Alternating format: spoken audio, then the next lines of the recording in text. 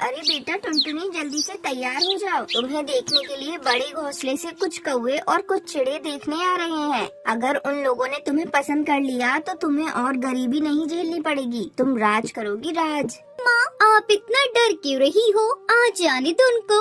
वैसे भी मैं तो मेकअप करने में इतनी माहिर हूँ, आप तो जानती ही हो। मैं अभी मेकअप करके सुंदर सी बन के आ जाती हूँ। तभी रिश्ते वाले टुनटुनी को देखने के लिए आ जाते हैं। हमारा बेटा कालू कौवा बहुत बड़ी खेत का मालिक है। हमें आपसे कोई दहेज नहीं चाहिए। हमें तो बस एक सुंदर और सुशील सी चिड़िया चाहिए। आप अपनी बेटी को बुला लीजिए। अगर भगवान की मर्जी हुई तो जोड़ी बन जाएगी। टुनटुनी बेटा, इधर आना। जी माँ, अभी आई। अरे वाह, आपकी बेटी तो बिल्कुल चांद का टुकड़ा है। हमें आपकी बेटी बहुत पसंद है। आप जल्दी से अब शादी की तैयारी कीजिए। कुछ दिन बाद टुनटुनी की शादी कालू कौवे से हो जाती है। कालू कौवा टुनटुनी को बहुत प्यार से रखता था। दिन ऐसे ही बीतते गए। एक दिन कालू कौवा अचानक डरा सहमा सा घर आकर टुनटुनी से कहता है, टुनटुनी, हम बर्बाद हो गए। हमारा सब कुछ खत्म हो गया टुनटुनी। अजी, क्या हुआ? आप आराम से बताइए। टुनटुनी, हमारे सारे खेत बर्बाद हो गए। सारे खेतों में आग लग गई है। अब हमारे पास कुछ भी नहीं बचा। अजी, आप भगवान पे भरोसा रखिए, सब कुछ ठीक हो जाएगा। लेकिन टुनटुनी, कुछ ही दिन में मेरी बहन की शादी है। सब जगह कार्ड भी बढ़ चुके हैं। अब मैं शादी के लिए खर्च का पैसा कहाँ से लाऊंगा? मेरे पास तो कोई भी पैसा नहीं बचा है। सुनिए, जो मैं मायके से गहने लाई थी, आप उनको बेच दीजिए। उनसे आपको कुछ पैसे मिल जाएंगे। नहीं टुनटुनी, इतने पैसे शादी के लिए काफी नहीं होंगे। मैं ऐसा करता हूँ, कड़कनाथ सेठ जी से पैसे कर्ज ले लेता हूँ। इतना बोलकर कालू कौवा कड़कनाथ सेठ के पास कर्ज लेने पहुंच जाता है। ये लो पूरे 1,00,000 रुपए। और हाँ, ये पैसे मुझे 1 महीने में वापस मिल जाने चाहिए। अगर मेरा पैसा समय से वापस ना मिला तो अंजाम बहुत बुरा होगा कालू।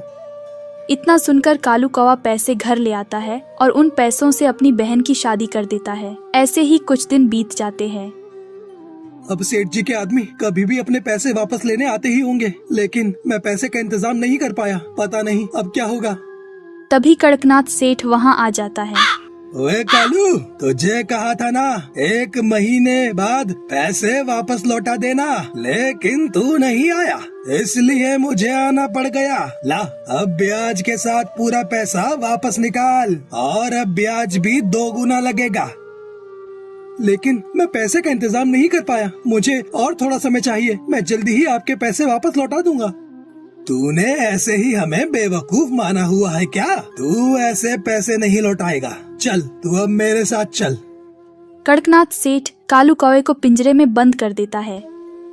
हे भगवान, अब मैं क्या करूं? कालू जी को साहूकार के पास से कैसे छुड़ा कर लाऊं? मैं ऐसा करती हूँ, जो मैं मायके से गहने लाई थी वो मैं सेठ को दे देती हूँ। फिर कड़कनाथ सेठ मेरे पति को छोड़ देगा। इतना बोलकर टुनटुनी अपने सारे गहने लेकर सेठ के पास जाती है। सेठ जी, मेरे पति को छोड़ दो। ये गहने मैं लेकर आई हूँ, ये रख लो आप, और मेरे पति को छोड़ दो। बाकी के पैसे मैं लौटा दूंगी। ला दे ये गहने। सेठ जी, मैंने आपको गहने दे दिए हैं, अब मेरे पति को छोड़ दो। कौन से गहने दिए हैं तुमने मुझे? तुम्हारे पास क्या सबूत है कि तुमने मुझे गहने दिए हैं? जाओ जाओ यहाँ से। 1 हफ्ते के अंदर अगर पैसे नहीं लेकर आई तो अपने पति की लाश ले जाना। इतना सुनकर बेचारी टुनटुनी चिड़िया दुखी मन से अपने घर आ गई। हे भगवान, अब मैं क्या करूं? अब मैं 1 हफ्ते में पैसे कहां से लाऊंगी? मैं ऐसा करती हूँ, मुझे मेकअप करना तो आता है, मैं ब्यूटी पार्लर ही खोल लूं। वैसे भी मैं मेकअप में माहिर हूँ। हाँ, मैं यही करती हूँ, मैं ब्यूटी पार्लर खोल लेती हूँ। इससे मैं अपने पति को छुड़ाने के लिए पैसे जोड़ सकती हूँ। इतना बोलकर टुनटुनी चिड़िया अपने ही घर में ब्यूटी पार्लर खोल लेती है। उसके पास बहुत से पक्षी मेकअप कराने के लिए आने लगे। एक दिन एक बदसूरत पिंकी चिड़िया मेकअप कराने के लिए टुनटुनी के पास आती है। बहन, क्या तुम मेरा मेकअप कर दोगी? सब मुझे बदसूरत कहते हैं, क्या मैं भी सुंदर लग सकती हूँ? हाँ, क्यों नहीं। अब देखना, मैं थोड़ी ही देर में तुम्हें कितना कितनी सुंदर बना दूंगी। तभी टुनटुनी उस चिड़िया का मेकअप करके उसे बहुत सुंदर बना देती है। अरे वाह, मैं कितनी सुंदर हो गई। अब कोई मुझे बदसूरत नहीं कहेगा। अब मैं सबसे सुंदर हो गई। बहन, मैं तुम्हें मेकअप करने के लिए कितने रुपए दूं? बहन, तुम मुझे 1000 रुपए दे दो। ये लो 1000 रुपए। अरे ये क्या? ये नोट तो नकली है। इस नोट को कोई भी नहीं लेगा। तुम मुझे असली नोट दो। मैं इस नोट को नहीं ले सकती। नहीं नहीं, ये नोट असली है। मैं तुम्हें और पैसे नहीं दे सकती। अच्छा, चलो फिर मैं पुलिस बुला लेती हूँ। अगर ये नोट नकली निकला तो तुम जेल की हवा खाओगी। नहीं नहीं बहन, मुझे माफ करना। मेरे पास नकली नोट ही है। मैं गरीब हूँ और बदसूरत भी। अपनी बदसूरती को दूर करने के लिए मेरे पास पैसे नहीं थे। मैंने बहुत कम दाम पर ये नकली पैसे खरीदे थे और तुम्हें दे दिए। फिर टुनटुनी चिड़िया सोचने लगती है, क्यों ना मैं इस चिड़िया से नकली नोट ले लूं और सेठ से अपनी पति को छुड़ा लाऊं। ठीक है, मैं पुलिस को नहीं बुलाऊंगी। तुम्हारे पास जितने भी नकली नोट हैं, वो तुम सब मुझे दे दो।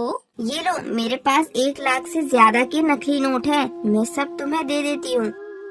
टुनटुनी चिड़िया उन पैसों को लेकर कड़कनाथ सेठ के पास पहुंचती है।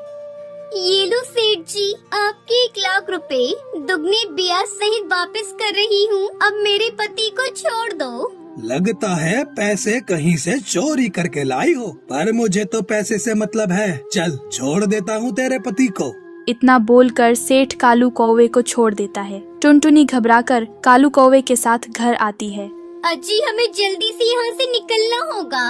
मैंने सेठ को जो पैसे दिए हैं वो सब नकली है, इसलिए सेठ के पक्षी कभी भी यहाँ आ सकते हैं। तभी टुनटुनी चिड़िया और कालू कौवा अपना सामान पैक करके वहाँ से निकल जाते हैं और शहर के जंगल आ जाते हैं। फिर टुनटुनी चिड़िया वहाँ अपना ब्यूटी पार्लर खोल लेती है और खुशी खुशी कालू कौवे के साथ रहने लगती है।